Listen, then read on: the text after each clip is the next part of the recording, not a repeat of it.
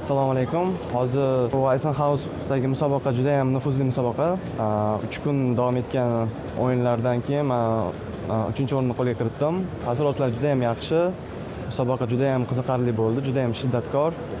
Birinchi kuni ko'p narsa hal bo'ldi. 4 talikka kirishim bu juda ham katta natija bo'ldi, chunki 4 talikka kirgan odamda faqat g'alabaga shans hali imkoniyat saqlanib qolardi. 4 talikka kirgandan keyin esa yarim finalda Magnus bilan tushib qoldim. Har yil shunaqa bo'lyapti bu musobaqada.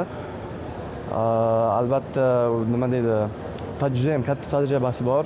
Hali baribir ham kuchliroq bilaman, ozgina ustunroq, lekin xudo xolasa keyingi matchlarda nima deydi, matchda o'z tomonimga og'dirishga harakat qilaman.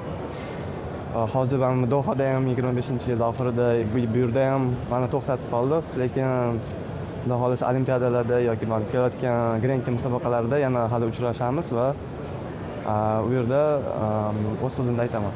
Aynan mana shunday katta turnirlar yurtimizda o'tadigan olimpiadada aynan asqotsa qolsa kerak menimcha. Ha, albatta, chunki hozir oldimizda juda ham katta musobaqalar bor. Bu yil juda ham ko'p musobaqalar. Hozir dam olishga ham vaqtim bo'lmaydi. Hozir bir haftadan keyin yana Chexiyada juda ham katta musobaqa bor. Keyin martda bu kandidat musobaqasi bor, Javohir Sindarov qatnashadi u yerda. Va sentyabr oyida esa olimpiada bo'lishi kutilmoqda. Albatta bosim bor, lekin to'g'ri nima deydi, agar yondoshilsa, o'ylaymanki biz yaxshi narsa ko'rsatamiz va olimpiadada ham, kandidatskida ham nima deydi, oltin medal olishga harakat qilamiz. Kata stil testa chempionlik va freestyle'da sovrindorlar qatorida. Mana shu ikkita musobaqadan umingiz qanchalik to'ldi? So'nggi musobaqalardan natijalarimdan ko'nglim to'ldi. Bu o'sha Dohadan boshlandi.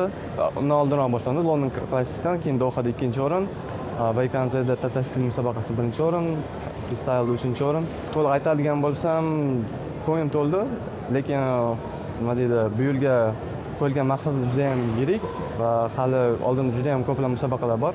Shuning uchun juda ham nima deydi, hozir dam olishga ham vaqt yo'q. Har doim trenirovka va musobaqalar ko'p.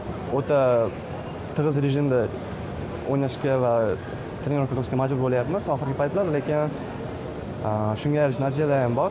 O'ylaymanki, bu nima deydi, olimpiadada ham asqotadi bizga.